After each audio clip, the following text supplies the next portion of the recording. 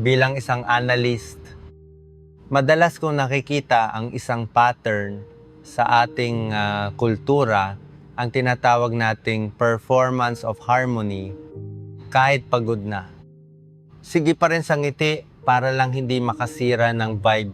Yung tipong tumatawa ka naman sa gitna ng barkada, maayos ang usapan. Pero pag uwi mo at pagsara ng pinto, biglang babagsak ang balikat mo sa bigat ng hindi maipaliwanag na pagod. Marami ang nagtatanong, antisocial ba ako o bakit ang bilis kong madrain? Hindi dahil masama ang kausap mo. At lalong hindi dahil KJ ka. May mas malalim na dahilan dito. Ang totoo, ang mga taong hyper-aware sa emosyon ng iba, yung laging nagbabasa ng timpla ng paligid, ay tahimik na nauubos ang mental energy sa bawat hiya at pakikisama. Kahit walang conflict, ang simpleng pag-maintain ng social mask ay isang massive cognitive drain sa ating kultura. Ang pagiging mabait ay madalas may invisible tax na binabayaran ng ating inner peace. Marami ang nakakaranas nito pero hindi nila kayang bigyan ng tamang terminolohiya. Ang tinatawag nating social battery ay hindi lang basta pagod. Ito ay ang bigat ng emotional labor na dala-dala natin sa bawat interaksyon. Halimbawa, wala ka namang intensyong magpakitang gilas, pero ubos na ubos ang lakas mo pag uwi. Bakit? Dahil bawat kilos mo ay sinala ng iyong hiya, isang internal auditor na walang tigil sa pagbabantay sa iyong social image. Hindi mo pinipilit po na ng dead air, pero subconscious mong binabasa ang bawat reaksyon nila. Ang ating pakikiramdam ay hindi lang pagiging sensitibo. Ito ay isang high-level scanning system na tinitignan kung vibing pa ba ang lahat. Pati ang temperatura ng boses ng kausap mo. Pinoprocess ng utak mo ng walang tigil. Isang bahagyang paglamig lang ng tono at biglang magsisimula ang overthinking cycle. May nasabi ba akong mali? Kahit hindi mo sinasadyang protektahan ang mood ng grupo, nag-overthink ka pa rin. Ang invisible cognitive load na ito, ang pagiging emotional shock absorber ng grupo, ang tunay na dahilan kung bakit nakaka-drain ang maging mabait. Masyado ba akong mataray? Naging malamig ba ang sagot ko? Anong na-feel nila? Ito ang internal script ng isang taong lunod sa pakikiramdam. Kung ganito kabilis ang data processing mo, natural na mas mapapagod ka sa internal analysis kaysa sa aktual na pakikipag-usap. Hindi ito simpleng chika, ito ay heavy-duty computation sa labas. Mukha kang kalmado, the perfect picture of Filipino hospitality. Pero sa loob, may infinite loop ng data verification na nangyayari para lang ma-maintain ang harmony. Tama ba ang pagkakabitaw ko ng salita? Okay ba ang timpla ng usapan? May na-offend ba ako? Ang hiya ay nagiging filter na humaharang sa bawat natural mong kilos. Ang bawat microcheck na to, kahit gaano kaliit, ay parang pabigat na idinadagdag sa timbangan. Pag pinagsama-sama, unti-unti nitong sinasagad ang iyong mental bandwidth. Ang mas nakakabigla dito mula sa isang analytical perspective, ang pagod na ito ay nagmumukhang kabaitan. You're perceived as the reliable one, but your system is actually redlining just to maintain that image. Tinatawag ka nilang magaling makisama, madaling lapitan, at sensitive sa iba. In the Filipino social hierarchy, these are badges of honor that we wear to prove our belongingness dahil positibo ang feedback ng society. hindi mo na namamalayan ang sarili mong burnout. The social rewards act like a numbing agent, hiding the fact that your emotional resources are nearing zero. Naging automatic na ang pag-adjust sa iba, kaya nawala na ang boundary ng empathy at pag-abuso sa sarili. Your pakikiramdam has evolved from a social skill into a defense mechanism that ignores your own needs. Kaya kahit ubos ka na, sinasabi mo pa rin sa system mo na okay lang ako. You're running on empty. But the cultural engine of hiya won't let you stop. Kaya ko pa. Normal lang to. At patuloy mong dinededma ang sarili mong internal metrics, yung mga warning lights na nagsasabing check engine na ang kaluluwa mo dahil sa sobrang pag-adjust. Ngunit ang malilit na pagbalewala na ito yung mga sige na nga at nakakahiya kasi ay nagiging isang malaking structural collapse balang araw. Isang huling patak na wawasak sa tulay ng iyong pasensya. Dito na pumapasok yung point na hindi na ito tungkol sa iisang tao, kundi nagiging pabigat na ang mismong konsepto ng pakikipag-ugnayan. Ang presensya ng iba ay nagiging parang ingay na lang. Kahit sino pa ang kasama, pagod ka. At let me be clear, hindi ito pagiging makasarili, hindi kasalanan ang mapagod sa pagpapanatili ng kapayapaan para sa lahat. Ito ay ang tahimik na warning signal ng isang system na matagal ng overfunctioning para sa ibang tao. Ang iyong empathy, naubos na sa pag-supply ng kailangan ng iba habang ikaw ay zero na. Ngayon, hihimayin natin bilang mga analyst ang anatomy ng pagod na ito. It's time to look under the hood of your social battery. Isang malaking anomaly. Bakit nauubos ang energy mo kahit kasama mo ang mga taong gusto mo? Bakit kailangan mong mag-recharge pagkatapos ng isang masayang barkada hangout?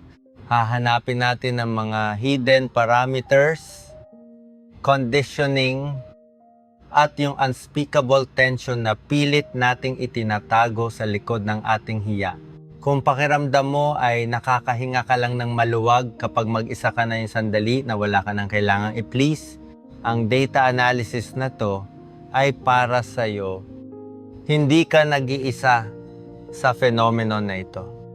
This is a legitimate structural collapse of the social self. Ang mga taong mabilis mapagod sa socialization ay nagpo-process ng sobrang daming invisible data. Para kang may antena na laging naka-maximum signal, sumasagap ng bawat tension sa paligid. Hindi lang mga salita ang nakukuha nila, kundi ang vibration ng tono at ang hesitation sa ngiti. Bawat kurap ng mata ng kausap mo, may annotation sa isip mo.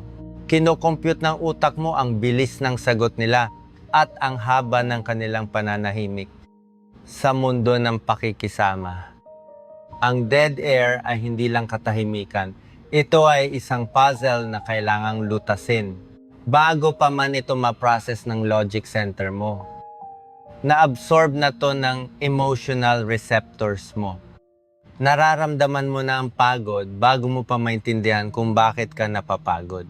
Ang mga impormasyong dapat sana ay binabypass lang. Lahat ay pumasok sa system mo. Your social filter is broken, making you a sponge for everyone else's unsaid baggage. Kaya kahit nakaupo ka lang at nakikinig, ang internal processor mo ay nagra-run sa 100% capacity, parang computer na maraming tabs na open. Nag-o-overheat na sa background habang nagno-normal talk ka lang.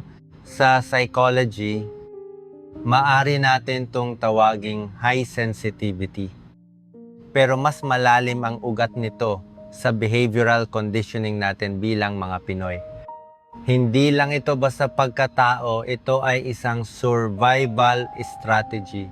Kadalasan, resulta ito ng prolonged exposure sa environment kung saan kailangan mong magbasa ng hangin. Yung tipong kahit hindi pa bumubuka ang bibig ng magulang o kasama mo, alam mo na agad ang mood nila. Marami sa atin ang lumaki sa mga bahay na volatile ang sitwasyon. Kailangan nating maging hyper-vigilant, nakaantabay sa bawat yabag o bawat buntong hininga para makaiwas sa gulo. Nasanay ka nang i-anticipate ang galit o disappointment ng iba para ma-diffuse ang gulo bago pa to sumabog. You became a literal emotional bomb squad in your own home. O kaya ay may trauma na nung nagpakatotoo sila. Biglang nasira ang isang importanteng relasyon in our culture.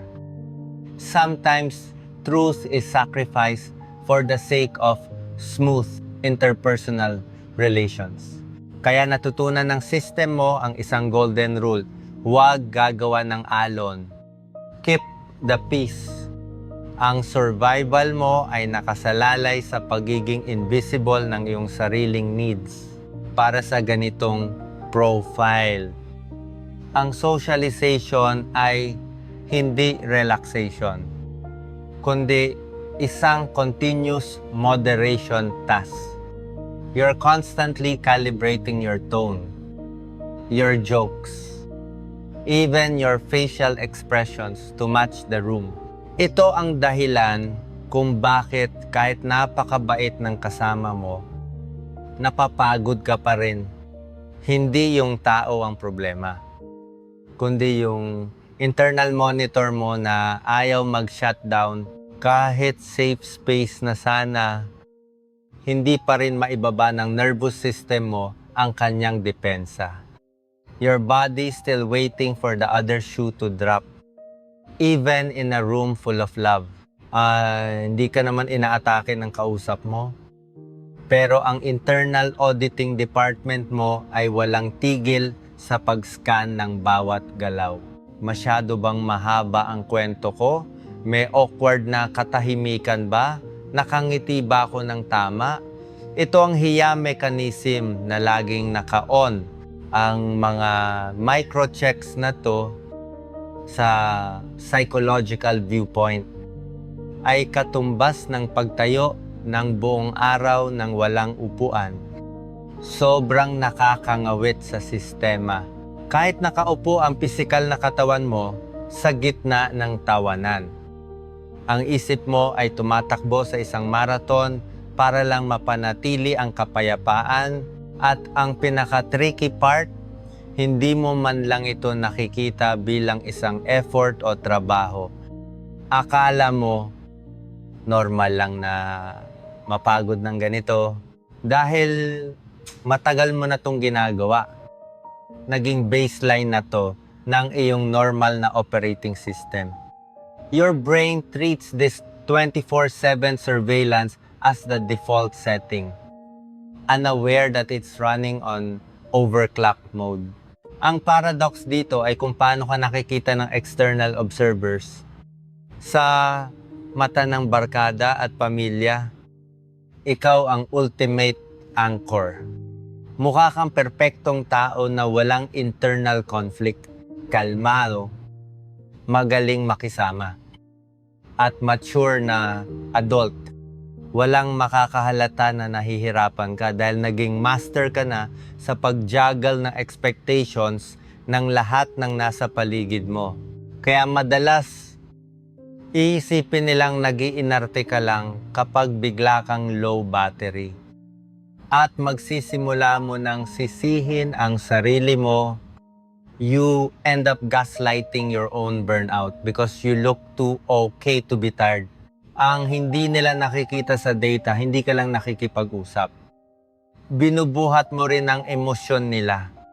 Every time you maintain pakikisama, you are absorbing their unspoken stress just to keep the harmony alive. Kung medyo tahimik ang kausap, nag-assume ka agad ng responsibility kahit wala kang ginawa. It's that hypervigilance feeling mo may kasalanan ka. Kahit wala naman.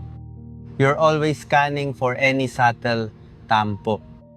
Pag bumigat ang hangin, feeling mo trabaho mong i-lift ang mood ng buong kwarto.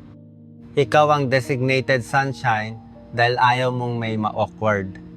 In short, ikaw ang sumasalo ng awkwardness ng iba. Pag may sinabi silang malabo, nagko-compute ka agad ng 10 possible hidden meanings nito. Ano kayang ibig sabihin ng sige lang niya? This mental gymnastics is a side effect of our culture of pagpapahiwatig. Sa madaling salita, inuuwi mo sa loob ng mental space mo ang mga problemang hindi naman sa'yo. You carry the invisible burden of saving face for everyone else. Even if it weighs you down, ang resulta, hindi mo kinamumuhian ang social events. Pero kailangan mo ng recovery period pagkatapos. Hindi ka suplado, pagod lang ang kaluluwa mo sa pag-aalaga sa feelings ng iba. Masaya naman ang vibe.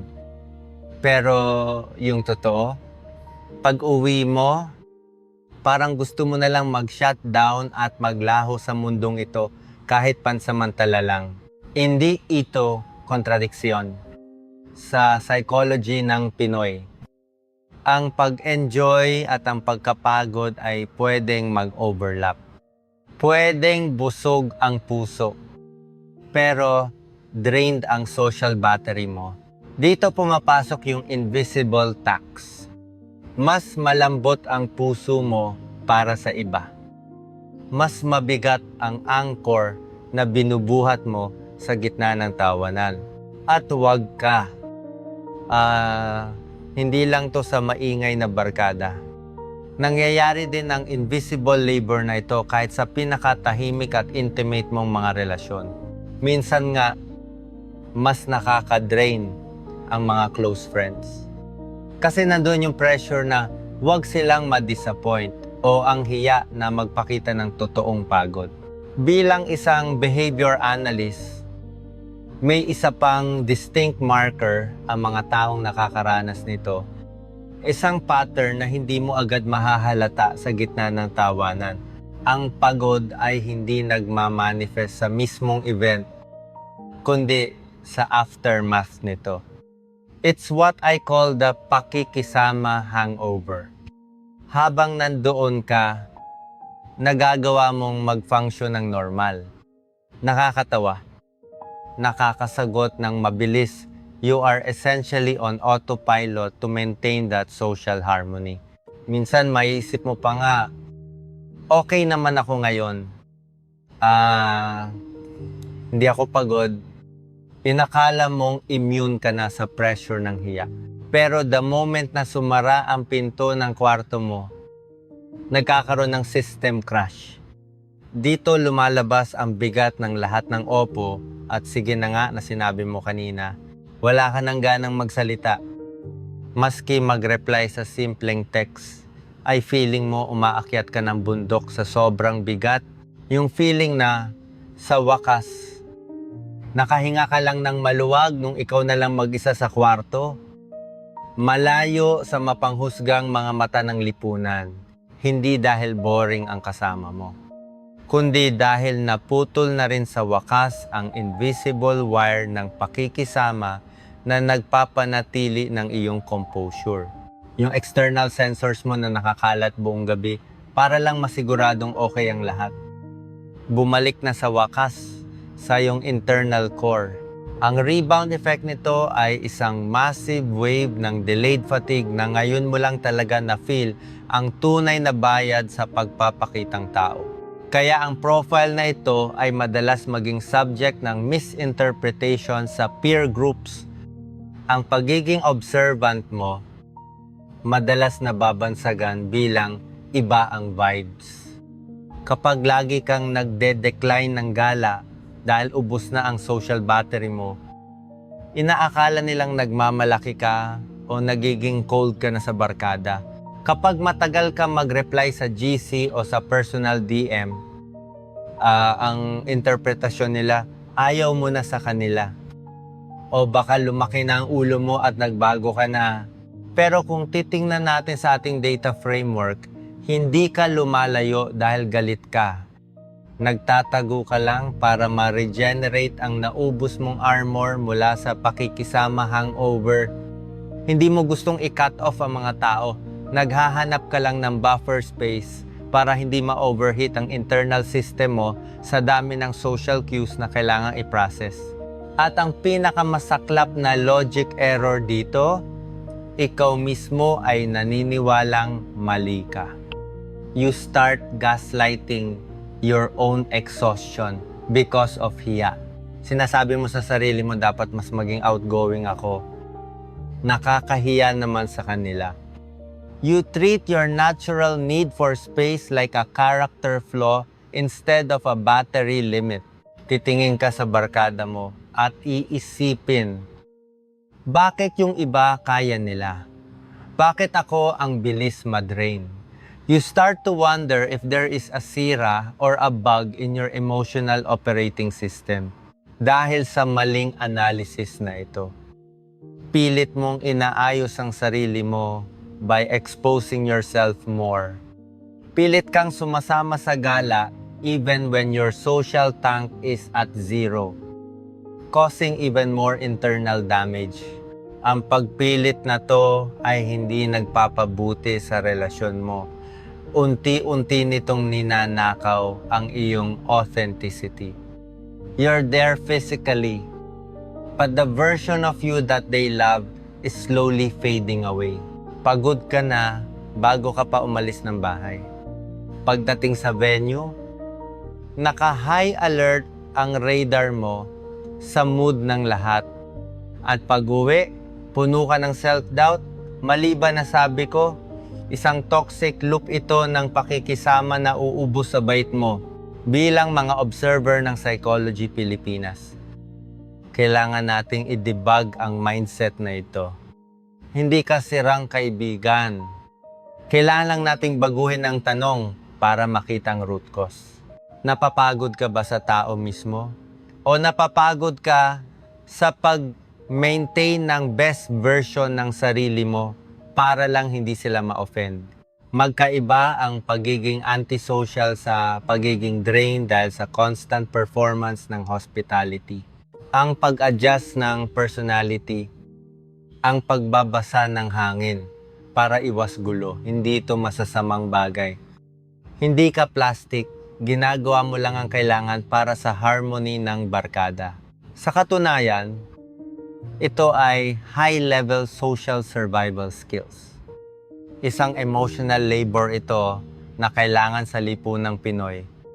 Ang problema, nakalimutan mong i-charge ang battery mo dahil inuna mo ang hiya. Isipin mo ang utak mo ay parang makina ng sasakyan.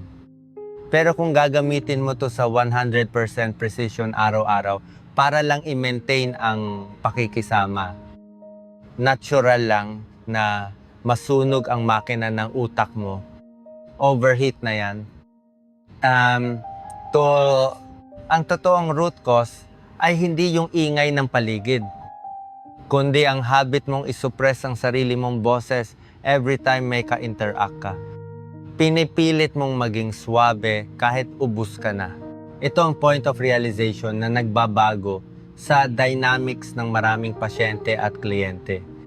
Kapag naintindihan mo na ang pagod mo ay hindi katamaran, kundi epekto ng hypervigilance sa damdamin ng iba. Medyo masakit pakinggan, pero akala mo napaka-caring mo sa iba dahil mabait ka. Pero sa totoo lang, ikaw ang pinaka-abusive sa sarili mong boundaries. Pinababayaan mo ang sarili mo para lang hindi sila ma-offend. Pagod ako. Gusto ko mapag-isa. Ayoko munang sumama. Tinapon mo lahat ng internal signals na to sa basurahan para lang ma-accommodate ang iba. Pero hanggang kailan mo itatapon ang sarili mo? VIP ang emosyon ng ibang tao, habang second-class citizen ang sarili mong nararamdaman. It's the ultimate irony of Filipino hospitality. We serve the finest parts of ourselves to others until we're left with only the scraps of our own well-being. Ang akumulasyon ng self-neglect na ito ang mismong bigat na nararamdaman mo tuwing nakikisalamuha ka. Hindi lang ito pagod ng katawan, ito ay ang bigat ng bawat oo na dapat sana ay hindi. Kapag naintindihan mo ang data na ito, mag-iiba ang pananaw mo sa pagod mo. That exhaustion isn't a glitch in your personality. It's a diagnostic report from your soul. Hindi ito isang weakness. Ito ay ang protective mechanism ng system mo na sumisigaw ng tama na ang pagpapanggap. Your fatigue is the bodyguard of your authenticity. Ang optimal goal ay hindi ang maging immortal na hindi napapagod sa social gatherings. The real victory is learning when to step back and preserve your own peace. Even if it means breaking the cycle of constant pakikisama, hindi mo kailangan maging immune sa tao. Ang kailangan mo ay mag-develop ng self-compassion protocol para hindi ka tuluyang lamunin ng sistema ng pakikisama. Unawain mo kung bakit ka napapagod at wag mong traidorin ang sarili mong threshold. Ang pagsasabi ng hindi ay hindi pagtalikod sa kapwa, kundi pagligtas sa sarili. Ang pagkapagod mo ay pruweba na matagal kang naging maingat at mabuti sa damdamin ng iba. Isa itong monumentong pagkilala sa iyong malasakit. Para protektahan ng relasyon, ininom mo ang lahat ng tensyon. Inako mo ang hiya ng iba. Kaya ka na-drain ng ganyan, naging filter ka ng toxic na emosyon ng barkada. Ang limitasyon ng utak ay hindi laging nagwawala o sumisigaw. Minsan, ito ay tahimik na bumibigay. Naghihintay lang na mapansin mo ang sarili mong hingal. Katamaran mag-reply. Urge na magtago. Physical heaviness. Ito ang silent alarms mo. Hindi ka masama. Pagod ka lang sa emotional labor na dala ng pagpapanatili ng harmony. Hindi mo kailangang baguhin ang personality mo. Kailangan mo lang baguhin ang calibration ng pakikisama mo mula sa people-pleasing mode tungo sa sustainable connection. Hindi mo kailangan punan ang bawat dead air. Hindi lahat ng lungkot ng iba ay cargo de konsensya mo. Hayaan mo magkaroon ng space nang walang kasamang hiya. Bitawan mo ang responsibilidad sa emosyon na hindi naman inassign sa'yo. Hindi mo trabahong maging shock absorber ng buong barkada sa bawat kanto ng buhay. Ayos lang na mag-set ng distance. Ayos lang na piliin ang pagpapahinga kaysa sa pagpapakita. Dahil ang totoong pakikisama dapat nagsisimula sa pag-unawa sa sarili mong limitasyon. Hindi ito pagiging masamang kaibigan. Ito ay kinakailangang maintenance para makafunction ka ng tama.